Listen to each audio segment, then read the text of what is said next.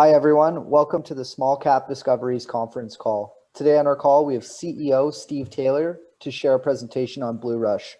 Bluerush trades on the TSX Venture Exchange under the symbol BTV. The company is trading at 14 cents with roughly 78 million shares outstanding, or about $11 million market cap. I'd now like to hand it over to Paul Andriola. Awesome. Thank you, Trevor. We happy to have Steve with us today. Bluerush, another company that we've been following for a number of years, and we had the opportunity to have a brief discussion with Steven a couple of weeks ago.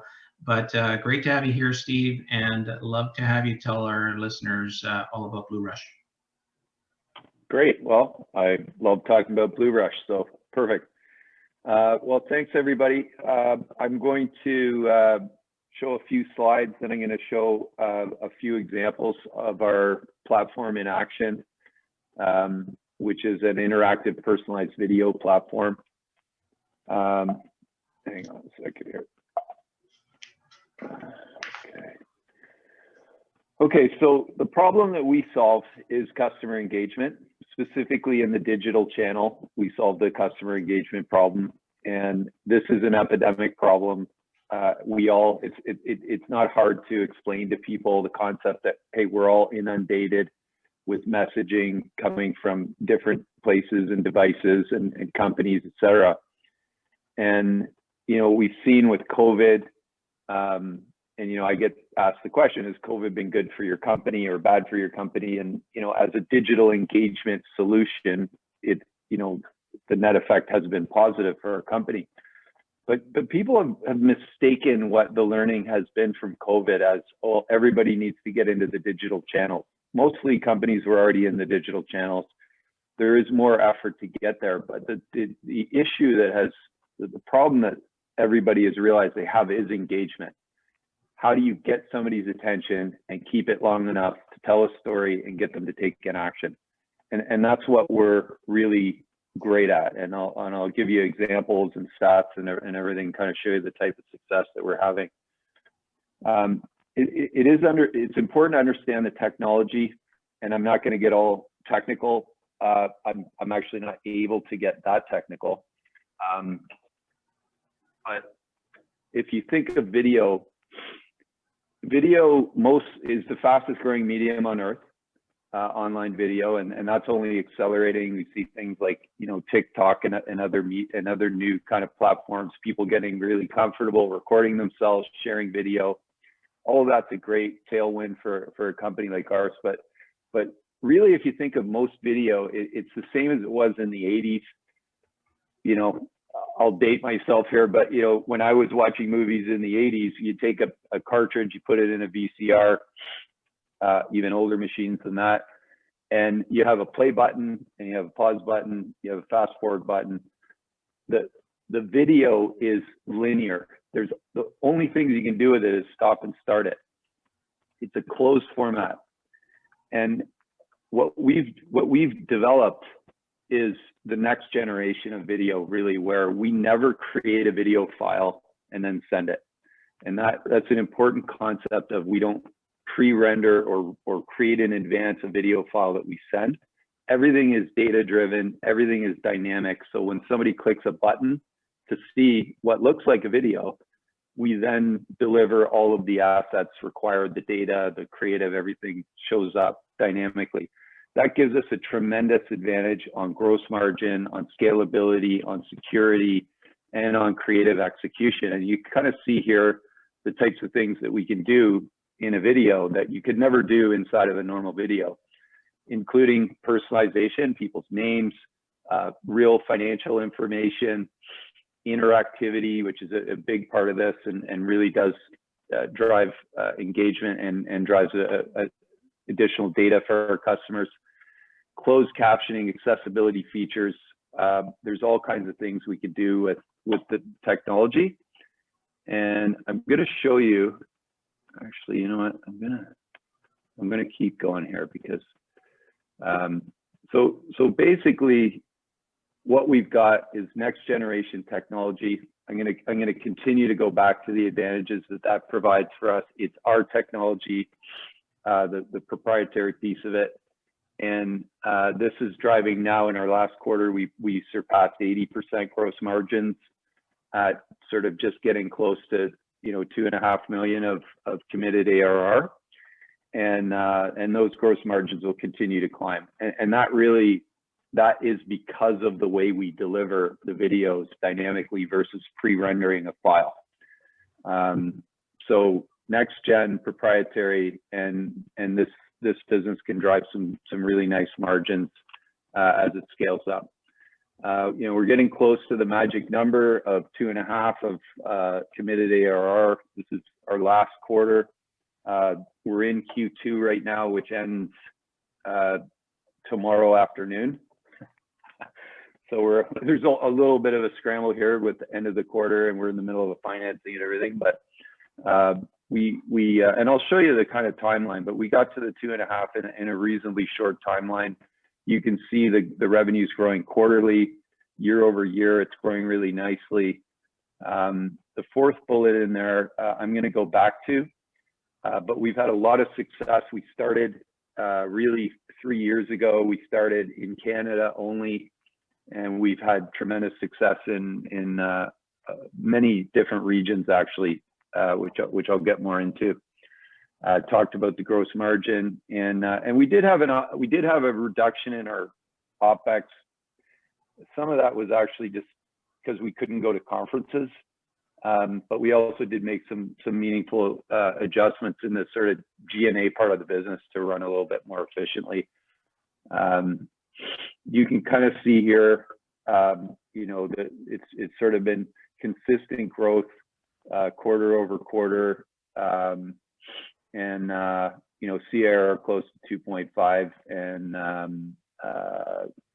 you know, booked ARR at 2. So I'll just sort of step back and tell the story. So I am what you call a serial entrepreneur, I guess. I've started multiple businesses or entered businesses at early phases. I built one of the first SaaS companies in Canada in the 2000s actually in the risk management and compliance space, a company that I sold in 2015. And I've been around the SaaS game for a long time. I found Bluerush in 2017, and it had been operating already as a digital agency for about 12 years and was already public, went public for the wrong reasons. And they had built this technology into video, which is our personalized, interactive personalized video technology. And they built it in a way that they could use it and they could create things with it, but they really didn't, you know how to productize it. And I got introduced to them through some friends of mine, and did some research on the platform in the space. And I said, look, guys, like this, we can build a beautiful SaaS business off this technology. We're going to have to spend some money. We're going to have to productize it. I have a playbook for building a SaaS business. I've done it 5 times, and I'll bring some of my own money. I'll bring some other money, and let's go. And so off we went, started really sort of beginning of 2018. And by late 2018, October timeframe, we had started booking our first subscription revenue. Our first project was with TD Canada. We've subsequently grown TD both sides of the border into 30,000 a month, actually, subscription business for us. And we've done that with a couple of our larger customers. And I'll get back into that part of the story. So, you know, in the first phase, you know, and some of the people that have been around this business from the beginning, or beginning as far as when I got there, you know, the people investing in this company were basically investing in, you know, Steve Taylor says he's going to go and do this. And now what those same people are seeing is, okay, they actually did exactly what they said. And we started with no customers. We didn't have an actual software product. And what I mean by that is we're the only ones that could do the work. And we had no partners. We had no case studies. We had honestly a nasty environment as far as the capital markets go for microcap tech up until maybe the last 12 months or so. And so it's really, you know, I always describe phase one here as uphill into the wind, having to sort of do everything from scratch. And now we're sitting in a position where, you know, we have literally now we have some amazing partners that are activated and selling for us, and you can see the kind of deals that we're getting through the partner channel. These are all in the funnel, and it's just a small sample. We've been able to take TD. So we did a first project with TD, and it was $2,000 a month subscription for the project, and I'm gonna show you what it is, because it's still live on the TD website. And it was so successful that, you know, we were able to promote the success within TD, and then that snowballed, and we subsequently added a number of additional subscription contracts, and that's how we get to the 30,000. To understand the progress we've made, though, I'll describe another client, which is State Farm. And State Farm started out similar to TD with a single project. Let's see how this stuff works. And we now have State Farm on a $250,000 US per year subscription. It's a 3-year subscription. It has a feature in it that is has a for how many videos get viewed. So there's a 70,000 in the first year, that climbs to 110 in the second year, I think, and 180 in the third year. So the third year value of that contract is, you know, the 250 plus the 180, 430. I can do that math in my head. And but the beauty of State Farm is that while we were doing all this, we were productizing. And what that means is other people can build things on our platform now. And so State Farm is a self-serve customer. Their internal design teams have been trained up on the platform. They're going to build, they think, hundreds of these personalized videos for all kinds of different use cases around credit cards and mortgages and loans, etc. And so from where I sit now, I send them a bill for the subscription revenue, and I have a $50,000 consulting bucket of hours that they can draw down from if they want some of our smart folks. So in the TD example, it's one contract at a time, and we're doing all of the services work for TD. And that's the old model. And we still do the services work for some of our customers, but more and more what we're trying to get to is State Farm, where it's just full subscription.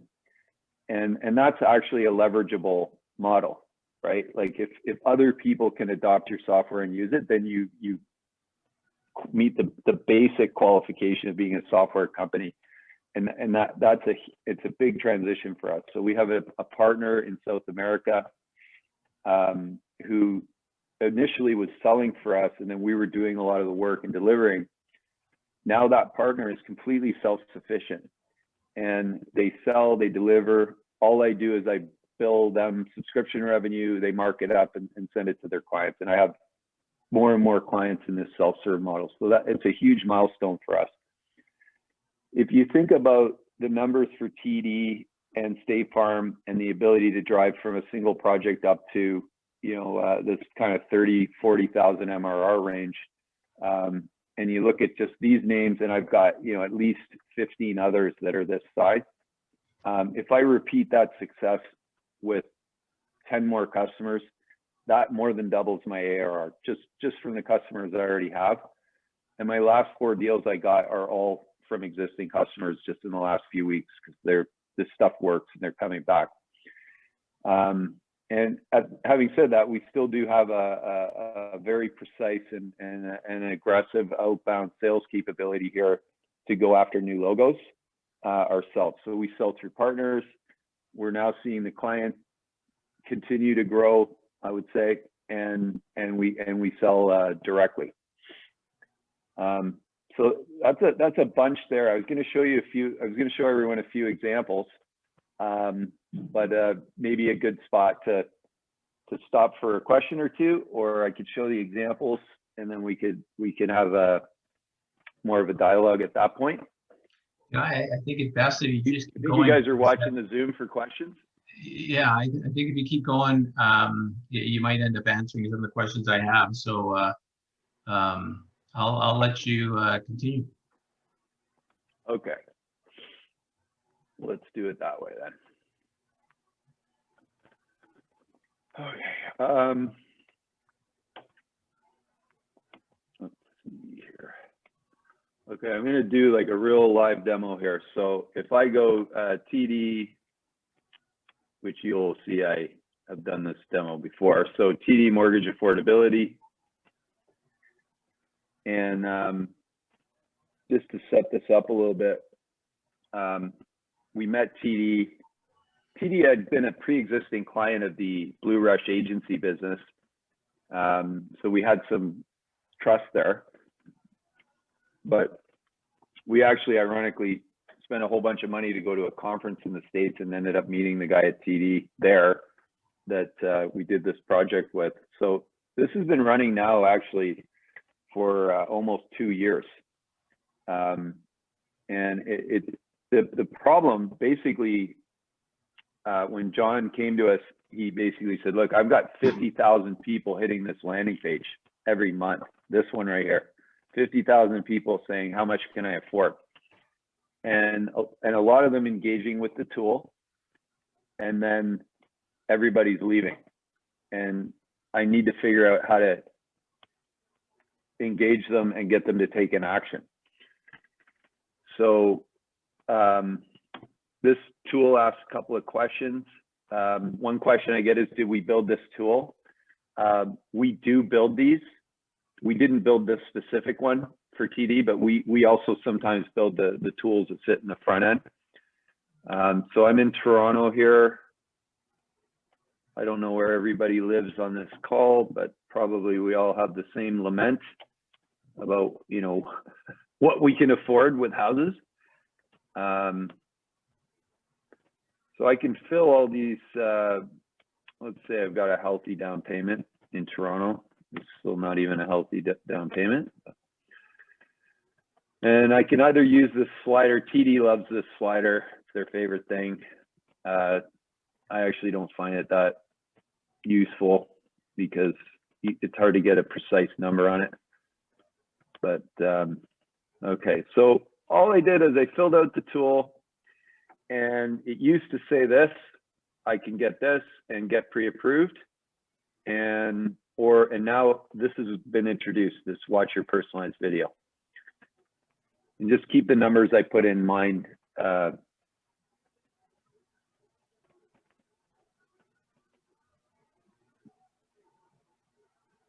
Hopefully this sound's gonna work. Hi, now that you've used our mortgage affordability calculator, you may want to consider getting pre-approved for a mortgage.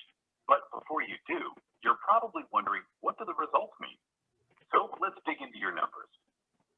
The highlighted number represents the specific purchase price within your personal affordability range based on our calculations and the information you provided.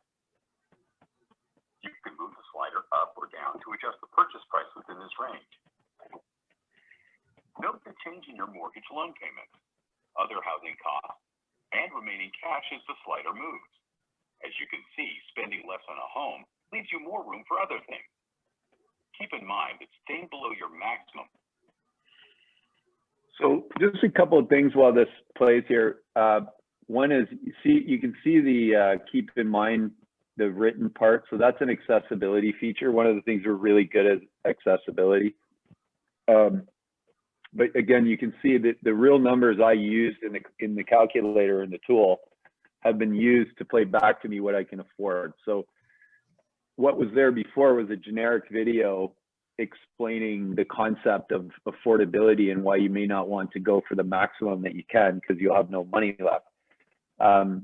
So when we started this, we set out with a goal of 10% lift for them. Would be considered a success for the pilot. And they ran 25,000 people A/B testing with and without the video for 2 months. And And then we had the nervous meeting where they were going to tell us the results, and we got a almost 45% lift, and which we continue to drive. And you know, the goal was 10%. That would have been considered a huge success. And as a result, they were writing millions of dollars of mortgage business every month here that was just leaving, because what happens is people use these tools and then they go rate shopping. So by having this, we just pull them along to that next step in the customer journey. There's another example on the TD website that looks almost exactly like this for credit cards, and that one's driving even better results for them. So we have a sort of an area where we focus around, call it marketing. We're helping a lot of our bank customers with acquisition, onboarding, renewals, really up and down the entire customer journey. And then another part of our business is what's called customer communications, which is really the term for the whole industry around bills and statements and other kind of transactional documents. And I'm going to show you an example. Actually, I've got a video here that does a bit of the work that I'm doing right now and kind of explains it. Tell me, maybe I don't have that one. No. Yeah, this one. So I'm just going to play this, and you'll see, I think you'll see quickly how our video technology is an enhancement to a bill or a statement, any kind of transactional document. Statements are typically the most frequent and often the only touch point companies have with their customers. Yet while statements have evolved, they've remained text-based for decades. This means your customers have to read through, find, and understand the information they need. In many cases, people will glance at their statement, but not read through the details. They are often missing important information that they may need to understand their account details and options. But now, statements are about to transform. Introducing the personalized video super statement. Let's look at a real example. AFP Habitat is the largest pension fund manager in Chile, with 2.1 million customers. Each month, they send out 2.1 million text-based statements via email. Open rates, engagement, and conversation to improve pensions was very low. AFP Habitat decided to use Indie video technology to create a personalized video pension statement. It uses the same email already sent to customers with their regular statements, but now adds the option to see their personalized video statement. Hi, here is an AFP Habitat video to explain your pension savings statement for March 2019. Your total voluntary savings is this amount and is distributed as follows. From the total amount shown, this is the investment you've made in Habitat. And this amount is the profit you've earned. Out of the last 12 months, you've contributed 10 months to your voluntary savings account. Remember to contribute each month, since gaps in your contributions can have a direct impact on your retirement pension total. Do you know how much pension income you'll have in retirement? As of March 2019, this is the amount we estimate you'll receive in monthly pension income. The personalized video can also be interactive. In this case, it can pause to ask clients if they feel the projected pension will meet their needs. Do you feel your pension will meet your retirement goals? Okay, you feel you may need more from your pension. Don't worry, you're not alone. What amount do you feel you'll need in retirement? The personalized video can then update itself in real time to provide new information. Okay, based on getting your monthly pension to this amount, here's how much you would need to add to your current contribution to get there by age 65.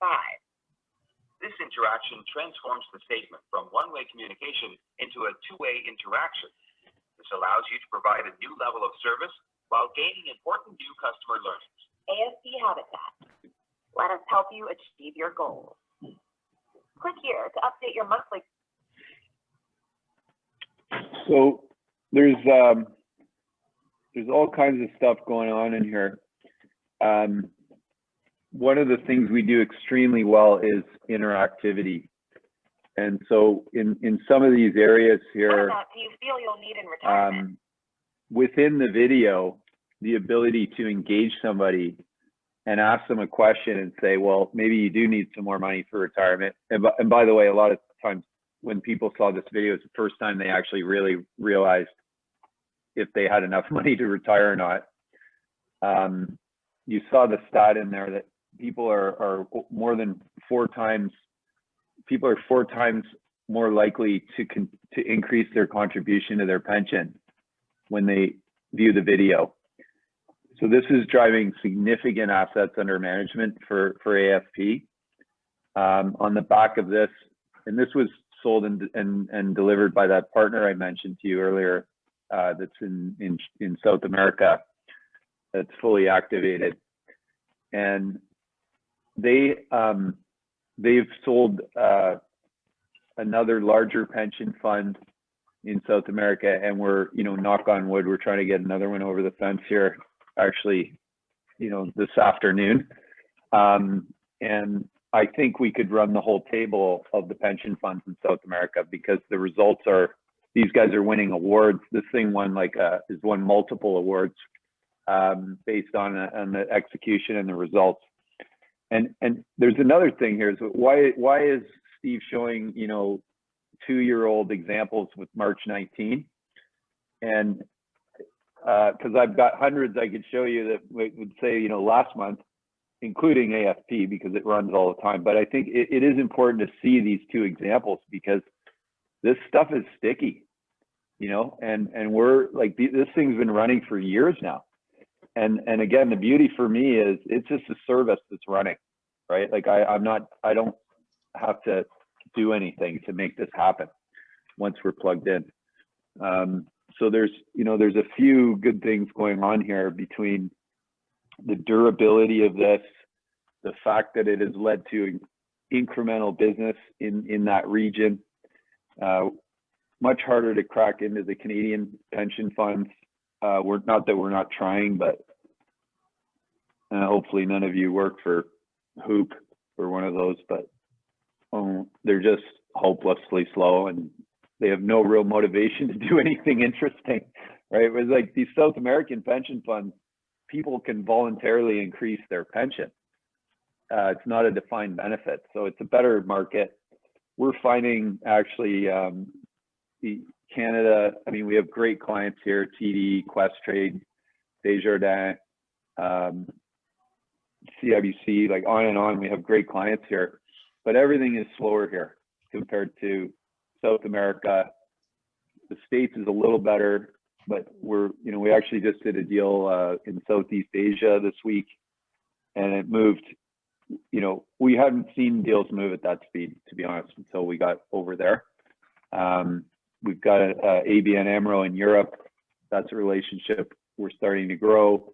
We have a big insurance company in South Africa. We're starting to grow, but it's just interesting to see that there is a more progressive, aggressive mindset in a lot of these other, especially the Asian countries that we're now pitching in. Less conservative, more willing to try, new exciting things. So I'm going to go back to deck here. It's a very polite group you guys have here, I have to say. I'll give you, these are just some good examples, again, of what this technology can do. So email open rate, this is a insanely successful example, but we always get a higher email open rate if we're able to design the email and with the promise of a personalized video in the email. People are just that much more curious and interested, and there's other things we're doing to embed things in the email itself. It doesn't sound like super progressive when you talk about email, but email is still an absolutely critical mechanism for enterprises to deliver marketing programs, sales, and customer communications. A lot of that actually gets triggered by email. So email open rates, conversion rates, you know, across the board we drive. When you see like in the middle here, the 70% watched, you know, the entire video. I'm sorry. Okay, now I know I'm 52. 70% watched the entire video. 75% completion rate. This goes back to the first thing that I said, which is, you know, you've got the problem you have is engagement. You know, you could go on YouTube and see a great example of what I'm talking about, which is YouTube uses old school video, and all they can do is put little layers on top. So they put those crappy little, you know, skip ad buttons, and those are basically an overlay, and it's a bit of a hack. But the whole concept of, I want to put a 3-second spot in front of a video on YouTube that somebody might watch before they do their, you know, online Pilates class or whatever it is. That is the worst way to try to solve an engagement problem. What we're doing is we're actually getting people's attention and keeping their attention. And especially if you think about financial services, and now we're even consumer packaged goods, and we're pushing into utilities and healthcare and other verticals. There's often some complexity to a product, and you need time to be able to explain that to somebody. So here, just a silly example, but you know, like the difference between paying your mortgage every 2 weeks and paying your mortgage twice a month, right? And we've done programs like that. People don't even know that that's a different thing until you explain it to them. You say, oh, well, actually what it is this many more payments. And over the next 5 years of your term of your mortgage, it means you're going to have chipped down this much of your mortgage. So whether it's a checking account, whether it's a credit card, whatever it is in the financial services, there's always that little bit of anxiety. And so it's what seems like what we're doing is we're getting them immersed into these experiences. We're explaining something to them, building trust, and that's why we're able to drive these results. And these results are what's driving our business.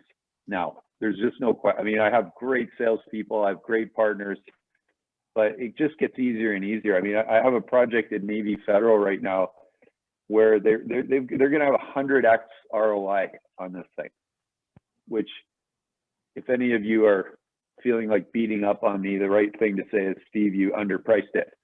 Maybe I did, you know, and we're learning actually about pricing as we go here, and there are opportunities for us to put performance into some of our deals. But you know, as I say, sometimes it's hard to get the first one because not a lot of companies have embraced data-driven personalized video yet. It's just 80+% of my funnel is probably greenfield. But once they get going and they see what it's doing, and pound for pound, it just so far outperforms any other marketing tech, that then we, you know, off we go. So you know, we did a good job getting into, you know, a lot of these companies here. And as everybody would know, even intuitively, it's very difficult to sell into banks. And part of that is because of our technology. And we're able to do this without actually ever touching the customer data. Even if there's customer data in it, we basically get a reference ID from the bank. Their data stays with them. So we serve from our cloud, they serve from their cloud. So when somebody clicks a button, everything meets in the middle. Completely unique. Like nobody is doing that. And what that means is that we go in and we say, oh yeah, you don't need to put all your data on our cloud so that we can do this video, right? And that takes about a year out of your sales cycle, easily a year. Because if I said to them, yeah, I'm going to do this credit card thing, it's going to be amazing. Now all I need is all the data from all your customers. And I'm a little software company and 20 people in Toronto, 20 people in Montreal, you know, good luck, right? So we have a real advantage with this. hybrid model here, and I'm trying to make that as non-technical as possible, but I think you kind of get it. The customer records come from the bank, and that's allowed us to stack up these logos.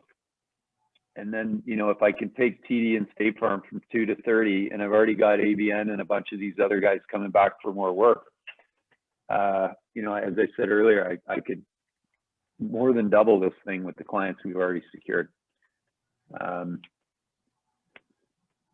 Couple other things. So, and I've been sort of hinting at all these things, but, you know, scalability is a huge advantage for us, again, because of the dynamic rendering. If we had to pre-render millions of AFP habitat videos every month to send to people in case they watch it, because about 200,000 out of 2 million watch those videos every month, right?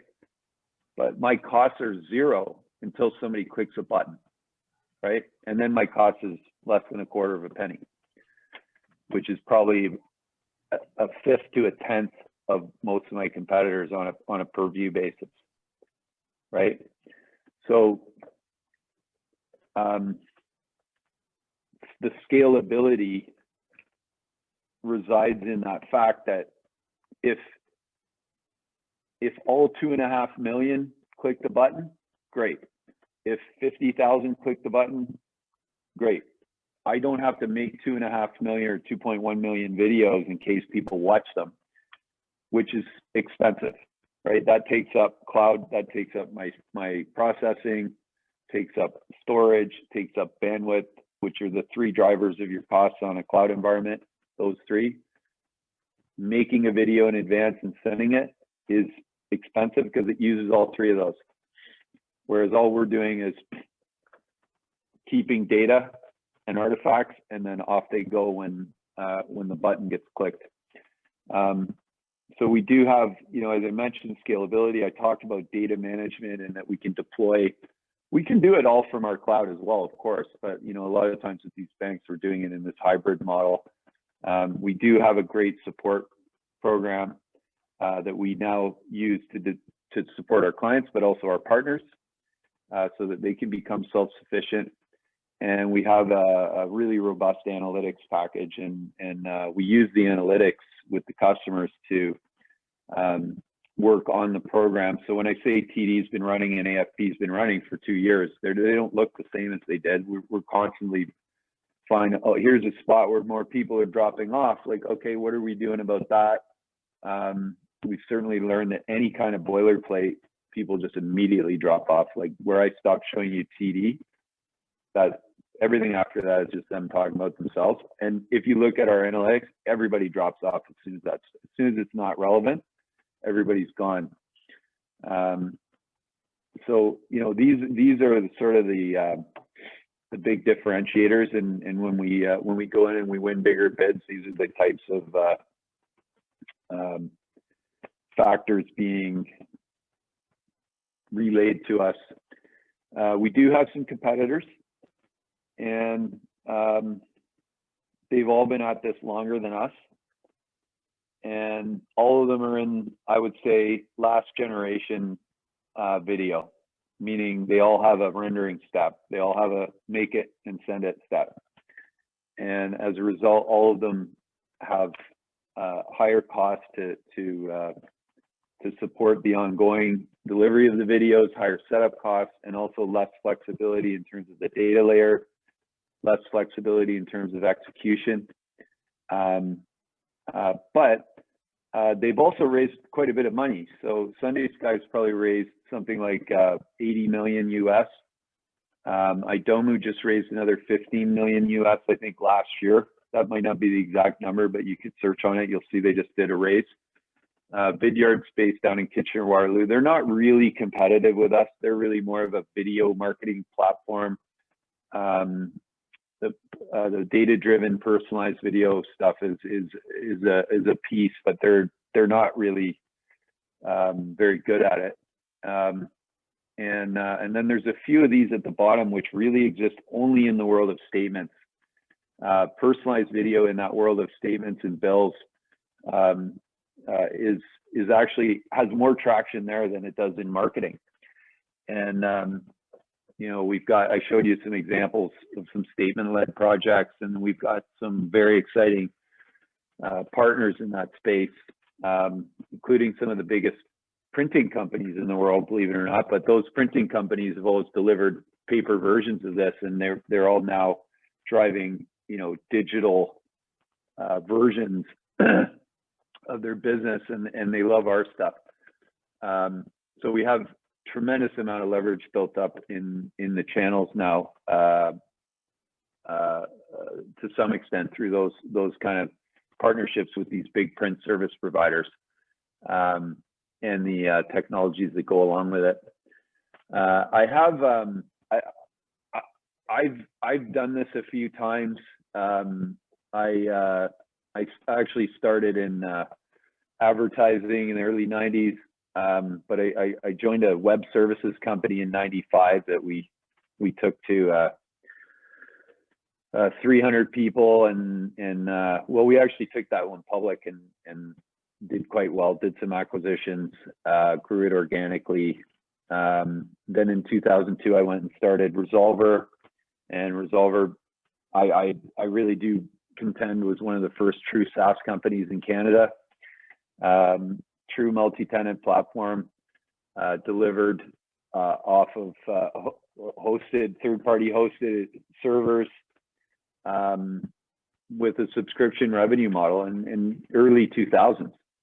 And there was no term SaaS, there was no term multi-tenant, there was no term cloud, right? Like, we did it all, but we had different names for all of it.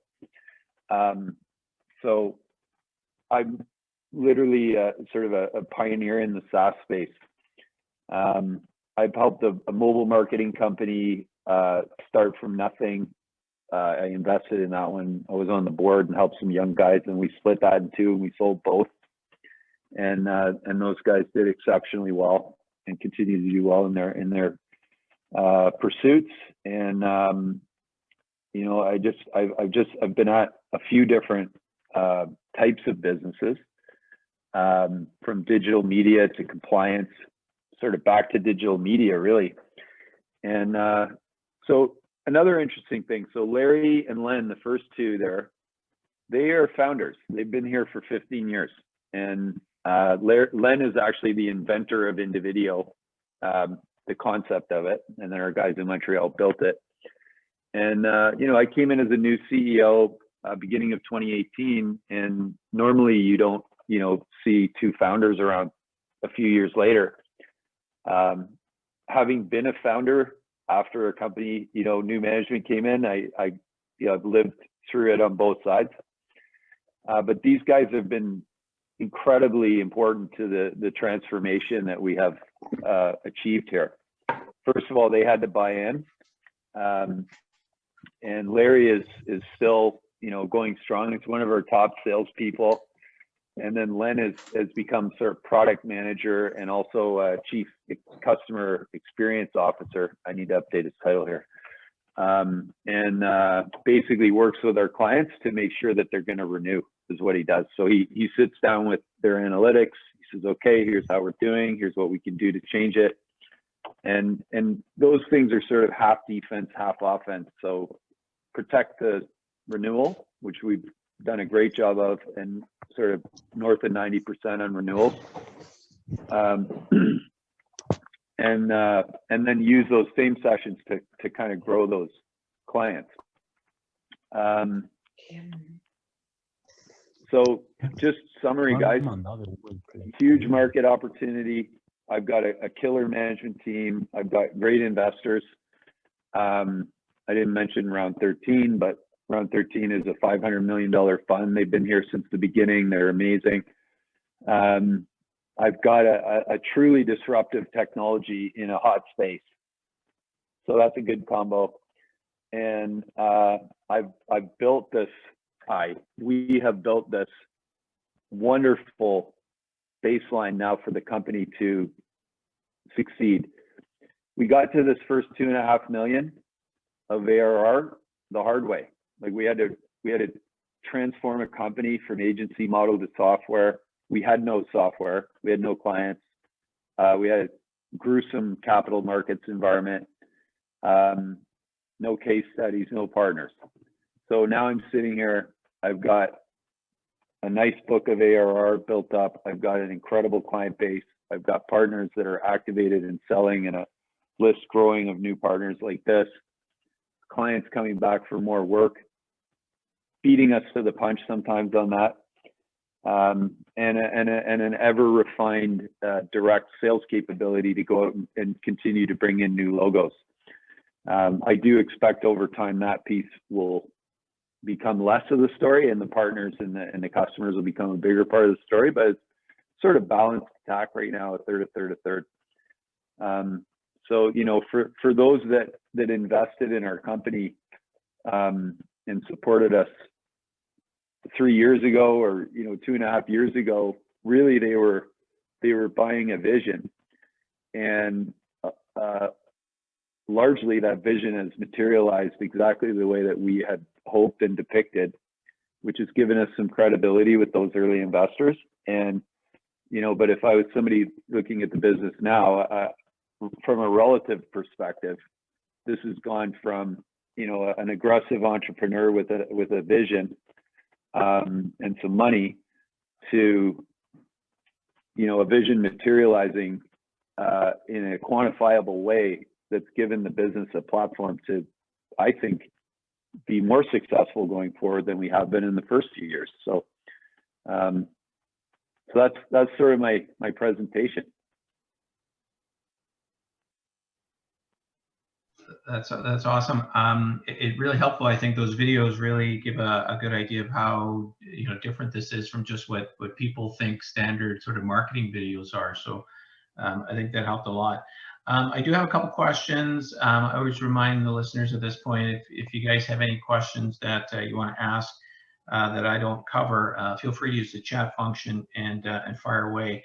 But I'll start with just you know, general sort of average deal size. Give us a sense of when you get a customer, what kind of size of revenue, and what's the breakup of revenue? Because you mentioned something about sort of paid per video. Maybe explain that a little bit more. Mm-hmm. Yep. So our average subscription amount is 5,000. Not exactly, but, you know, basically 5,000 Canadian a month.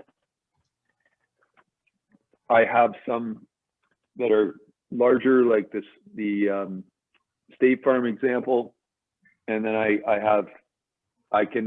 some of our smaller sort of use cases, people could be starting at like $500 a month, and so it's subscription. The subscription is usually tied to the use case. So each of the things that I showed you would have its own subscription attached to it most of the time. Now, if I show you 5 State Farm videos, those are all under that one umbrella of the enterprise agreement that I described earlier. So it's basically all you can eat for them. They can build as many as they want. The only caveat is there's a consumption feature that I mentioned as well. So that's our cost. So usually what we do is we say, like, you got a 5,000 a month subscription. We're going to give you 1 million views a month, which is like 10 times what they need. Mm-hmm. And they never even get close to the threshold. And then the subscription is sufficient. Sometimes, though, we will also have the subscription with a feature that, based on consumption, like with State Farm, as they consume more, it goes up. But typically it's you know, the actual typical deal would be something like 5,000 a month, 60,000 ARR. And usually, whether it's done by us or somebody else, it can be between $25,000 and $75,000 of services to get everything built out and deployed. Fantastic.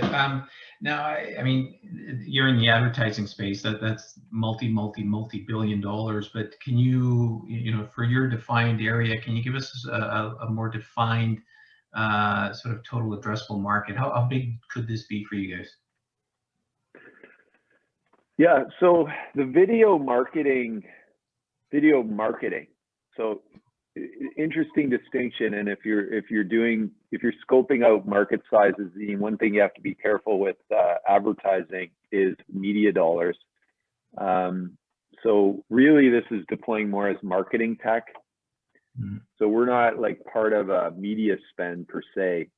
Right now, there are some video players that are trying to play in the ad banner world, and then take advantage of those media budgets. We can deploy that way. We just have not pushed down that road for a couple of reasons. One is just we literally can't even get close to going after the opportunities in front of us, and that does go back to your addressable market question. The simplest answer is that the market is so big that you just never would get to it. But it's certainly the video marketing market is measured in the billions of dollars. So the addressable market just in that respect is in the billions.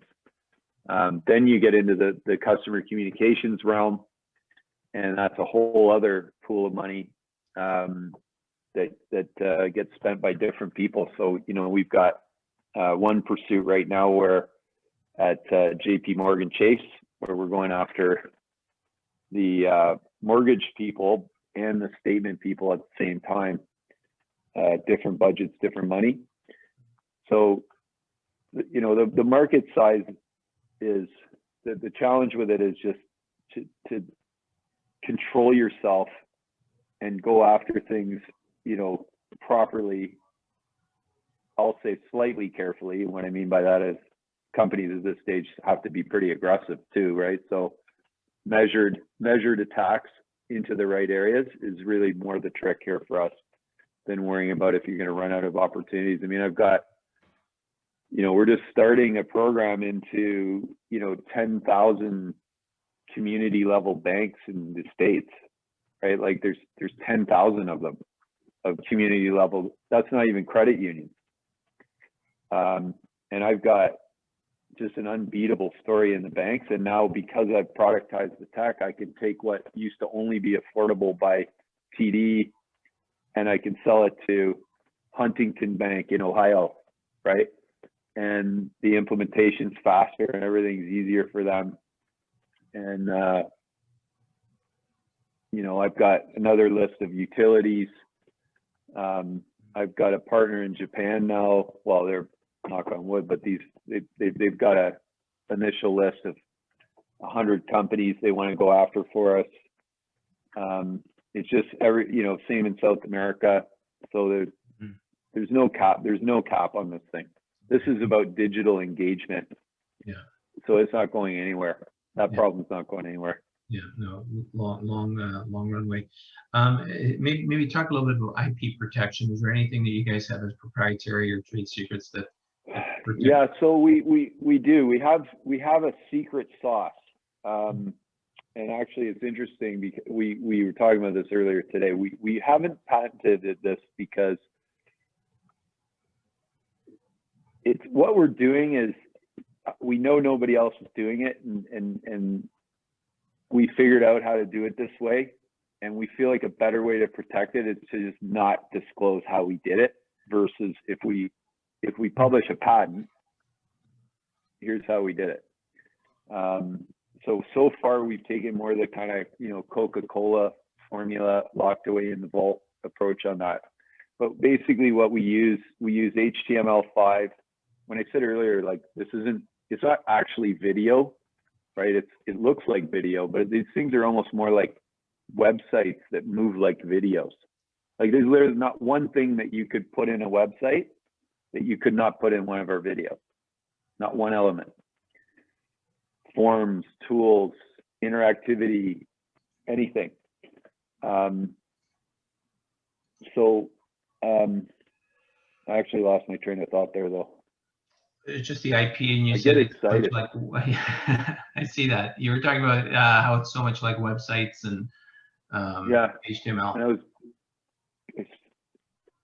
so the question was, IP. I don't even remember your question. IP protection. Oh, the IP. Yeah. Yeah. Oh, yeah. So it's not video. Like we're not making MP4 files and firing them out, right? We're sending combination of HTML5, something called SVG, and then a third strand, which I don't name, which is actually the part that nobody else is doing.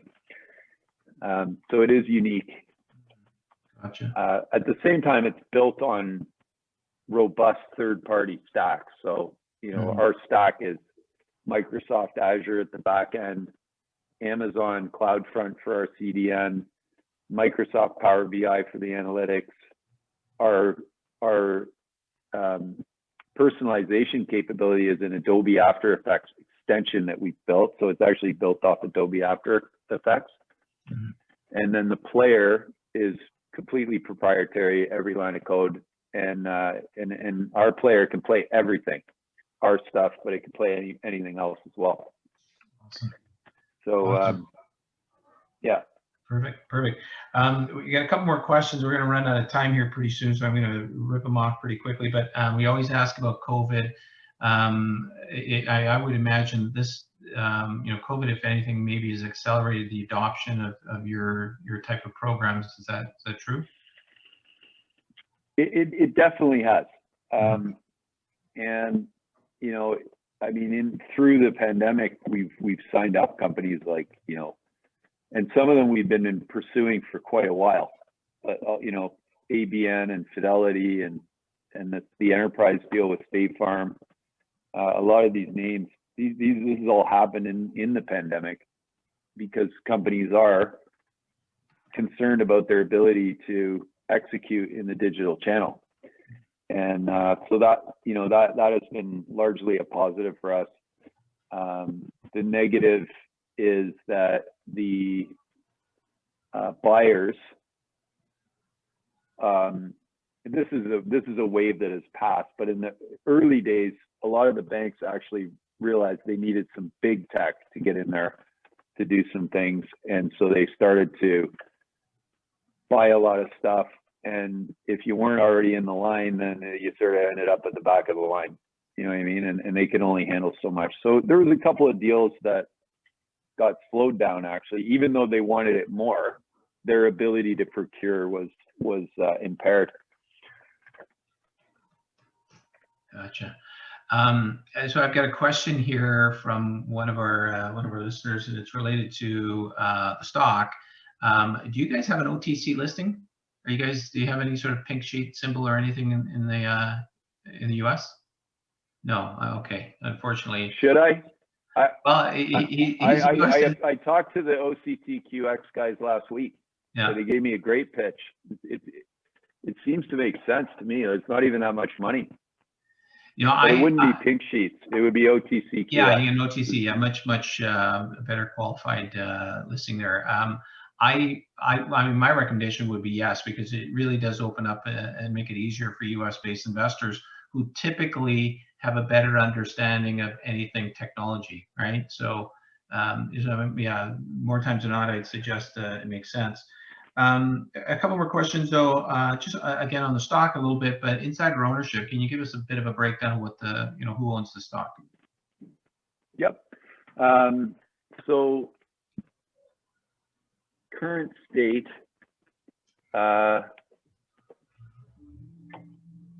Lennon, Larry, and I are probably 30% plus, and then Andrew's newer to the party.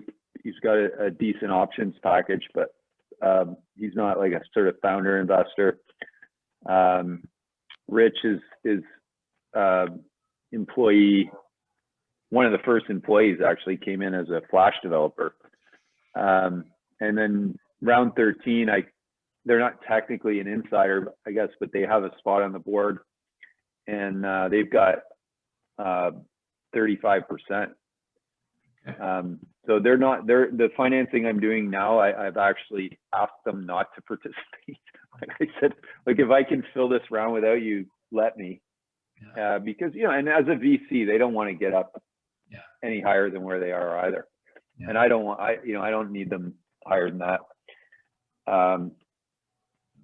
But so it's actually pretty, you know, pretty closely held. you know, if you especially if you factor around 13 in there. Yeah. And I have a few employees too down in Quebec that are just developers.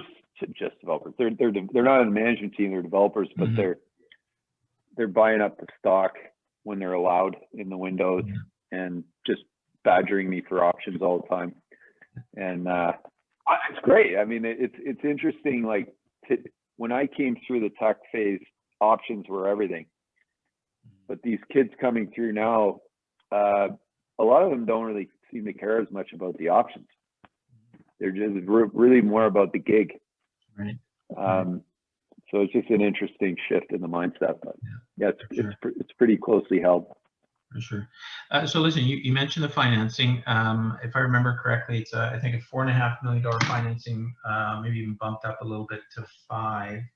Yeah, there you go. About an hour and a half ago. Yeah, there you go. Just saw that. What do you use the proceeds? What are you going to spend the money on? Yeah. So sales and marketing. So we've got, as I mentioned, we have a decent team there, but we're missing some critical pieces that you want to have at this stage within sales. A couple of SDRs, those are your kind of outbound people. We probably want another bag carrying salesperson, and we want to do some advertising, which we haven't done any of, and especially with the conferences. And again, I'm an old bootstrapper, so it's not like you give me a bunch of money and I start going crazy. Like it'll be still hard to get me to do stuff, but advertising is one where you could blow a lot of money if you weren't careful. So, and then on the dev side, we're getting a lot done with a sort of I would call it like an elite team of stud developers. And it's incredible what they produce, but we're weaker on the wraparound stuff. They need like BAs to write requirements for them, and really sort of proper DevOps. And I mean, I'm getting down into the guts of the company here, which I'm happy to do. But at this stage, where I have a broken record, been here a few times, it's not even still like adding headcount so much as optimizing, and there's certain roles you could put in that just have a huge amount of leverage. So it's not like we're going to go blow the headcount up here, and we want to spend it carefully, but it will be balanced between sales and R&D. Probably your typical answer. And look, we are using cash, so some of it is we just need cash. Well, and so that sort of ties into the last question here is, can you give us a sense of where you guys become profitable, either a sort of a timeline or maybe sort of what sort of, ARR do you guys need to break even? Yeah, well, we have it modeled out right now to the middle of next calendar year. So about 18 months from now. We get this thing where it's, let's say, break even. It's not consuming cash.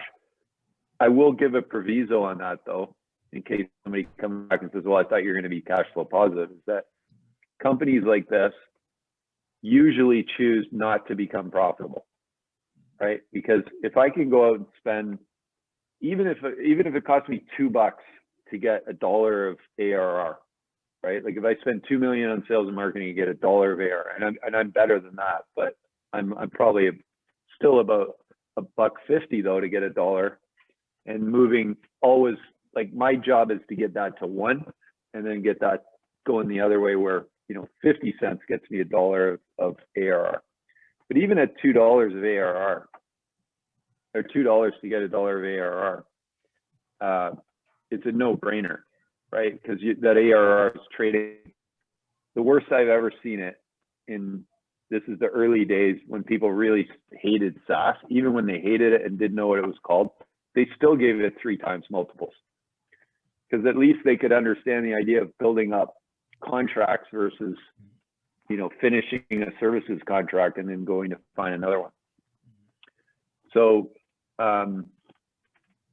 you know, that's where that's going to come. But it's really, there's a lot of things you can do to get better without just adding people, is my point, right? Even the way we map our product strategy to our sales, that's the real magic, right? Like we built this, what we call self-serve, which is, you know, productizing the software. And we had it sold to State Farm before we had it built, right? And we had it sold to this partner, Perkis, before we had it built. And now we've got 2 more customers on self-serve, and that part's starting to grow. And those are all, everything's happening faster in that world.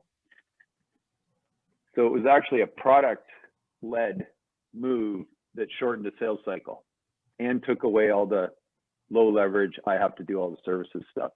Like, so again, I could go on forever about all the things we do in these companies to get better and better and better. But it's always about trying to work that. I want to get to where I spend $1 on SaaS. And then if I get even where I am now, really, if you think about it, there's no reason to be profitable, right? If I can spend another $1 million, get another 500,000 of ARR out of that, and eventually spend $1 million, get $1 million of ARR out of that, and it's worth 10 to 15x. Absolutely. Yeah, just keep following Even 3x in the old days, you know, when everybody hated it, it still actually made sense. Yeah. And these are sticky, and that's the other reason I wanted to show you these examples that I did, because you can spend that to get it, but you need to keep it. I mean, I have I don't know if you guys know what Hootsuite is. Like my buddy is taking over a big the enterprise sales for the States there, so he's like a VP sales there. VP sales at Hootsuite. He's probably getting paid like 4 times what I get paid here, but their churn is like 40%. Like I said, like Dave, like that's not sustainable. So that means you have to sell 40% worth just to get to 0 every year, and then you can grow. So it's super critical, and this is why I made Len I don't know why I swear I updated this, but he is now called the Chief Customer Experience Officer. And that's why I was saying earlier, will you keep your renewals over 90%, and you can start at 2 to 1, and we're probably at, you know, sort of 1.5 to 1 on the spend to ARR ratio. And you can keep above 90%. As an investor, honestly, you don't even need to know much more than that. Like, and I'm not saying I don't want to tell you all about this business, because I love it, but these things are they're just based on math, right? Yeah. And we've got the math working pretty good. And I'm clumsily conveying is that we're only going to get that math to work better. Sure. Right? Yeah. And if you think about it, like with no clients, no partners, no case studies, all of the things that we didn't have working for us, we're working in the range that we are. And so there's every reason to believe, and without giving any forward-looking guidance, there's every reason to believe that number is going to get better, and that the same spend is going to generate even better growth. And, you know, we're not unhappy with the growth, but obviously we want it to go faster. For sure. Listen, we're wrapping up right now. We always like to leave just a brief sort of going away message that you want to sort of have our listeners go away with. What would that be, Steve? Well, you know, listen, for me, it would be the ugly, nasty work has been done. I can tell you, like, what we've done here in the last 3 years, most people wouldn't even sign up to do it. Turn a company from one thing into another, start from 0 on a subscription business. So you got to start up in there, productize while you're doing that, sign up some of the best companies in the world without these advantages, start to grow them. You know, we've set this thing up to be a real killer. And, you know, the fact that we did what we did in the first 3 years should prove we've got the mettle as a management team and a board to accelerate the growth of this thing now that we have like an actual decent currency in the stock and we have all these other factors now in play for us. So the table's set, and that's probably the best sort of summary statement I'd like to make. That's awesome. Well, perfect. Well, listen, Steve Taylor, CEO of Bluerush Incorporated, symbol BTV on the Venture Exchange. Steve, I want to really thank you for spending time with us today and giving us a good, solid summary on your business. Well, thanks to you and Trevor, and for everybody there who came on the call. And yeah, I really appreciate the opportunity tremendously. And one more question. If somebody wants more information, what's your website address? Bluerush.com. There you go. Perfect. Awesome. Thanks again, Steve. And Trev, I'll hand it over to you.